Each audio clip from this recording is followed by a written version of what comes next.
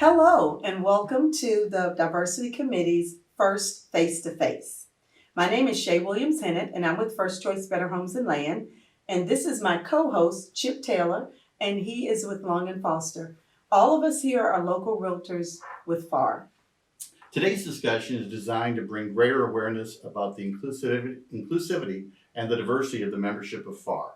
We brought together a great group of people that are members of the association that are Hispanic, gay, Black, and Asian to bring their voices, their perspectives to a conversation today about their experiences as a realtor and experiences in life. So it'll just be a very honest, raw, open conversation. So let's start by introducing everyone who's going to be with us today. Here to my left is Jimmy Shing, and he's with Hometown Realty. And then this is Pia Contreras-Sanchez, and she is with Prime Realty. Pia is also a current director on the FAAR board.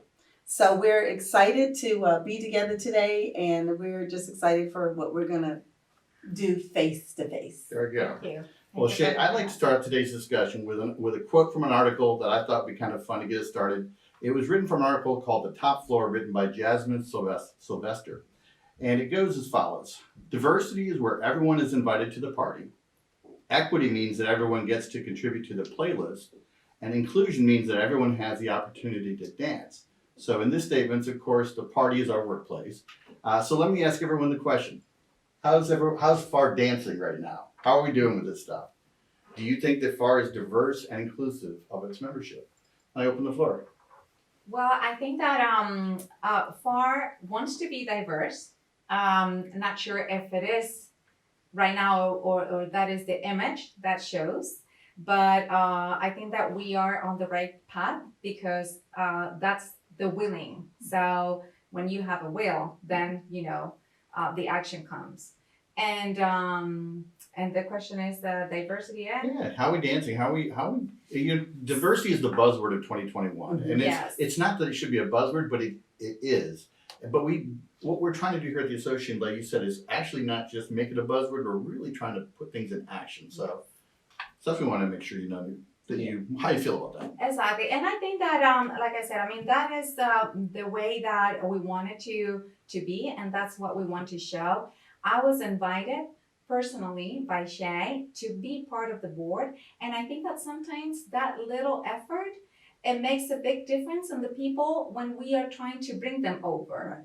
Because it's not only that we say, okay, we are diverse or we want to be, if you don't invite the people, or the person to participate. Yeah, absolutely. And Jimmy, go ahead. Well, and I know that as far as leadership is concerned, our leadership really has been all white since 2008. I was the president of FAAR in 2008, and I think we've maybe had one other person on the board since then. But other than that, it's been pretty all white. However, it is not because we haven't tried. We have tried for years to get people of color on the board, and for one reason or another, either they were too busy or they felt they didn't have the experience. But that's why we are continuing to try to make our board and our association more diverse. And let me follow up with that before I throw it to Jimmy, because really what this is all about right now is it's an honest conversation. If you ask probably a lot of members, and I want to throw this to you, Jimmy, perception is reality. Yes. They may not know all the efforts being made, but what they see is an all-white board. Exactly. And so that's one of the things we really want to embrace and change, and that's why the Diversity Committee was created. Yes. And Jimmy, outside looking as a member, what did you see? Just the fact that we're having this conversation or this interview, I think it's a testament of the effort that FAAR is trying to achieve. And I also believe that, in terms of Fredericksburg, we are becoming more and more diverse town. And I feel like FAAR is a representation of our town going forward. So just the effort and the goals that we set ourselves, I see that there's so much potential, so much momentum going forward. Absolutely. Thank you. Yeah, because I would say Shay and I are both aware that probably over the last 3-4 years, there has been a very rigorous effort to diversify, especially the leadership in the committees and stuff like that. Yeah. And we found it challenging. It has been very challenging. So I don't know if you all are aware of the things that FAAR has done to try to expand our diverse membership, but we have done leadership outreach on multiple occasions. This year, Chip was kind enough to actually be the person who gave us money so that we could start a Faces of FAAR scholarship. And we got an amazing young lady, Tamar Moffitt, who was the recipient of that scholarship, and she has just jumped on board with our committee running. And we're so excited about just those little things that we're doing, and we just know that if we keep this momentum up, that we will continue to do great things here at FAAR. Yeah, and I think as a committee, we've kind of discussed amongst ourselves that we will never solve the world's problems. No. Exactly. We can, again, chip away, add, make things a little better, improve things. I mean, a good example of that really recently is the last video we did. It was kind of a unique thing for us. It's not a big deal, and it's not a big deal within our membership per se. But in the video, we cast the first gay couple being the sellers of a home. Mm-hmm. And it was forward facing, and it was not mentioned that they were gay. They just were who they were. Mhm. And I don't know if that would have existed 5 years ago, 10 years ago, for sure not. Right. But those are the kind of small incremental changes that we're looking at right now. And I just think that probably wouldn't have been accepted 5 years ago. So my friend, when did you first know that you were gay? It's so funny. This is probably the number one question that I get asked from people want to know. Inquiring minds want to know. When did I know? When did I know? There's a big complicated story beyond that, but I knew from the time I was in middle school that I was gay. But if I'm being honest, I've been out for only about 3 years now. I'll be happy to share my story with anybody out there. I don't mind it at all. Mm. But I'm still trying to figure out and be comfortable with who I am. It's even after a few years, I'm still trying to figure out and really get a feel for who I am. So I'm still growing, but I'll throw it back at you. So when did you first know you're Black? Well, I'll have to tell you, I'm from Caroline County, and a lot of people to this day think that Caroline is a very racist place. Do you know that I really did not experience racism until I went to college? And that was very interesting. My friends growing up, we were white and Black. They all spent the night. We spent the night with each other at each other's homes. We did everything together in the summer. We hung out at basketball games. We did everything together. And it was actually a situation where my best friend, who was white, went to VCU with me, and she lived down at the VCU campus, and she invited me to lunch one day so I could meet her roommates. Well, her roommates saw us, but we didn't see them. And when they saw us at the table, they bypassed us and sat somewhere else. And she's wondering where they are, and she looks around, and they're sitting at another table, and she's like, "Y'all bypassed us." And they said, "Oh, we didn't know your best friend was a Black girl. We didn't know she was Black. We never been around So Black being people." a little older, how did that make you feel? I mean, when you heard those words, Well, it startled me because that was not a thing where I grew up. It honestly wasn't. My mom did foster children. We had foster children live with us that were white. And so for me, it was interesting because I didn't know that side of the dilemma. But for my girlfriend, she literally quit college. She refused to stay in that room with those people anymore and called her mom and told her to come pick her up. And it's really sad because I didn't expect that from her. But it was just interesting that was the outcome. Well, and we've talked about this before too. Being gay is a little different than other people because I can hide within my skin. If I want the world to know, they can know, and if I don't want them to know, they don't know. But you guys are different. You guys, there's no way you can do that. And there's always that. I would think there's that one time where you kind of felt like, okay, I'm a little different. Jimmy, do you remember what that meant to you or how it felt to you? I first felt it when I first immigrated to this country when I was 3.5, and I Yeah. went to grade school, and I was the 1.5% Asian Okay. in my grade school, and it was like that for middle school and high school. It was only different in college because for some reason there's a bunch of Asian colleges. Mhm. But yeah, I was reminded the first day really, and was curious, and then I didn't get too much bullied, but I did get bullied sometimes from middle school going forward. How did you know that did someone say something or did you just feel something? How did you know? Oh, it was pretty blatant. It Yeah. was pretty Okay. blatant, outright, stereotypes, so forth and so forth. Making Name fun of my- calling at that age? making fun of my eyes, making fun of everything. But kids will be kids. I like this. Well, that's what my parents told me, and we always taught with. We're always raised that just keep your head straight, focus on your schoolwork, and bullies. The best way to be a bully is to be more successful, be smarter than them. That's the best way to beat them. Mhm. You don't fight, you don't play your own game. So I just did that, and kept my head straight, and now it doesn't even bother me anymore. It's interesting that you have to have that extra Teflon exterior though Yeah. than I would have to have necessarily. Mhm. And Pia, what about you? Well, It really didn't hit me until I saw the report, the video that was made in Long Island. And I think that we have talked, Chip, about the word awareness, right? I was probably not aware that I was discriminated because I'm kind of moved in within my community. I'm a Hispanic real estate agent. There are not that many, so I'm always with my people. Right. And but the fact that somebody hasn't told me in my face something doesn't mean that it hadn't happened. So this topic for me is I get very emotional because it's like what you saw in the video, right? She was so nice to me. I didn't know that I was being discriminated. Yeah.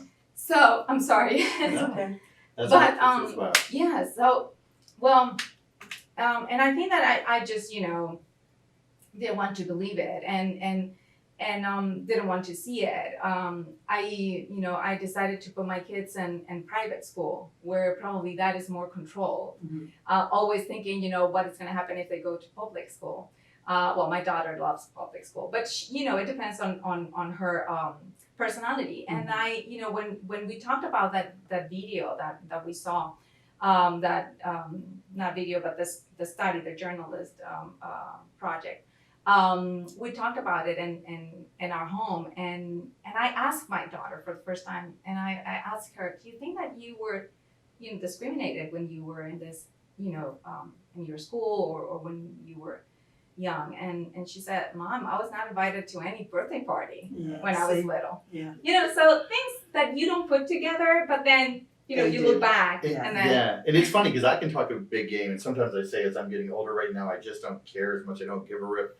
But I think we all crave acceptance. Yes. Yeah. We don't want to be different. We don't want there to be any differences out there. And I think really one of the greatest things, honestly, that's come out of the last year is and Shay and we've had so many conversations.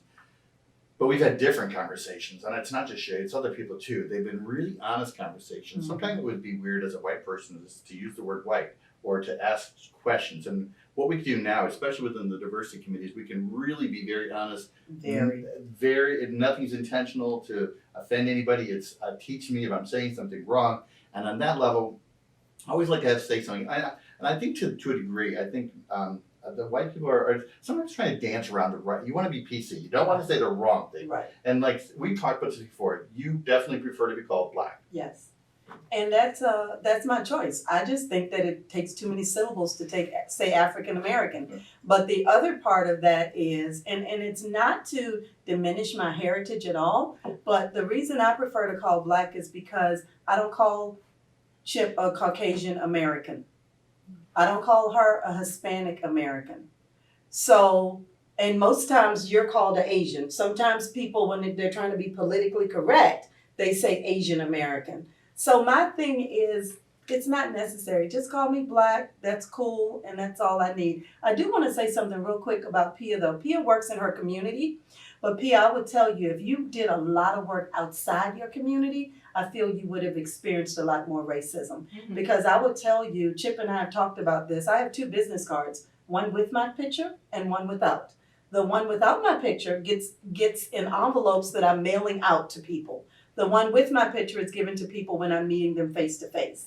I have had, over my 21 plus years as a real estate agent, I have had multiple encounters with people who have met me and realized that I was black, and all of a sudden their cousin, their brother, or somebody in their family is a real estate agent and they didn't know it. So it's out here. It has been so blatant, and one of these occasions literally just happened last April. And it was a young couple. It was like a couple in their 20s.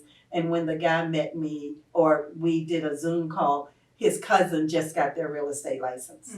Even though I'd been working with them for 4 months, trying to get him approved. Well, and I know sometimes for me, I get a little confused too when you hear the term Latinx or something like that. Can you elaborate on what your preferences are? Kind of what would be offensive, what's not offensive?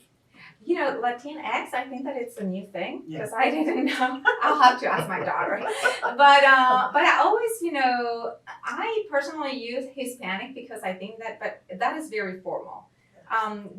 You know, this question was asked to me a couple of weeks ago, and I would start, you know, paying more attention. My daughter always, you know, this is a Latino family, or we are Latinos. You know, so Latino, I think it's I think it's a cool name too. Hispanic's good. But I want you also to explain to people why you should not be called Mexican, because I know that I have so many people that call anybody who look Hispanic Mexican. Exactly, and that it's you know, it's very common, and I think that it's just, you know, people that are very not very. It's like a knee-jerk Ignorant. reaction. I mean, it's to- like exactly, Yeah. or you know, not polite. They want it, you know, they're trying to offend you, because they just trying to say, oh, everybody that is, you know, with your skin tone, you know, Mexicans, Yes. because Mexicans are not very welcome over here. Right. Well, and we said that before. We talked about the fact that you didn't just come across the border. Exactly. You're from the Yeah. States. Yeah, Yes. And I was born in New Jersey. Yeah. Yeah, I'm a Jersey girl. With this accent. So people, you know, will ask me, and I know where they're going, you know. Yeah. So how did you get here? Yeah. I mean, you know, I took a plane, you know. So, but you know what is behind that? You Yes. know, how did you get here? So yeah, so you know, and I know that through my years, I have met a lot of people that, you know, their parents came here. You know, in some cases they didn't want to raise their kids here. They sent them back to their country, and then they only work because it's, you know, that's what they came from to do. Yeah. You know, and terrible stories about, you know, families that are, you know, Separated. yeah, separated. Well, and on the flip side, so you